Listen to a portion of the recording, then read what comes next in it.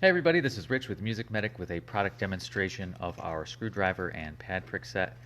This screwdriver and pad prick set has this handy little case that fits in your own instrument case if you wish, or it can fit in a drawer under your bench. It's got a stainless steel or a steel, I think this is just regular steel, which is nickel plated, but it's a solid steel construction.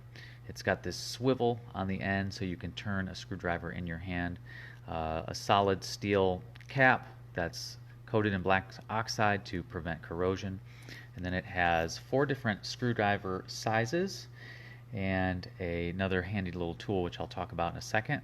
So you can see the different sizes of screwdriver blades that we have here. They range from, I think this largest one is 2 or 2.5 millimeters in diameter. Let's check it out. It's 2.5 millimeters, and the smallest one is about 1.4 millimeters. So you've got a variety of sizes here that you can use on different woodwind screws or whatever your applications may be. These are also steel coated in black oxide, and they have a key or flat machined on the end, and that fits inside the jaws of the screwdriver for a firm grip. So if I'm going to be working this tool, I'll just go ahead and put the flat into the jaws. Now, if you get this product and the bit is a little tough to go into the jaws, you can kind of just wiggle it in there and loosen up the jaws a little bit, then screw it down, and you're ready to work. On woodwind instruments, you want to have the largest size screwdriver for the screw that you're using. So there's a variety of sizes of screws on woodwind instruments. This 1.5, 1.8 millimeter screwdriver works excellent on this side key on clarinet.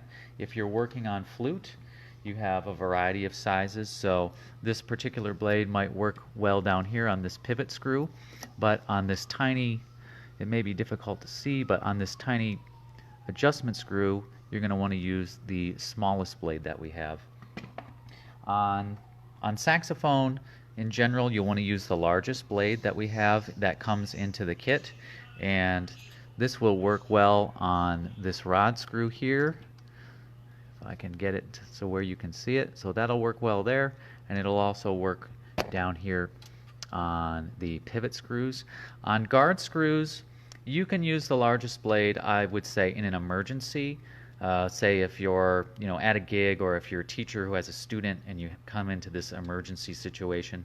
But in general, because you want to use the largest screwdriver head for the screw itself, I would use a larger screwdriver here in that situation.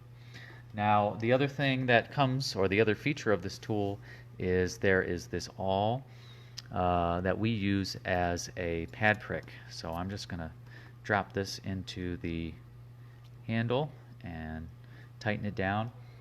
And when you are padding an instrument, if you heat say you want to pull a pad down a little bit from the pad cup, so if I've heated this pad up with my torch, I can come in with the pad prick and actually pull the pad down just slightly.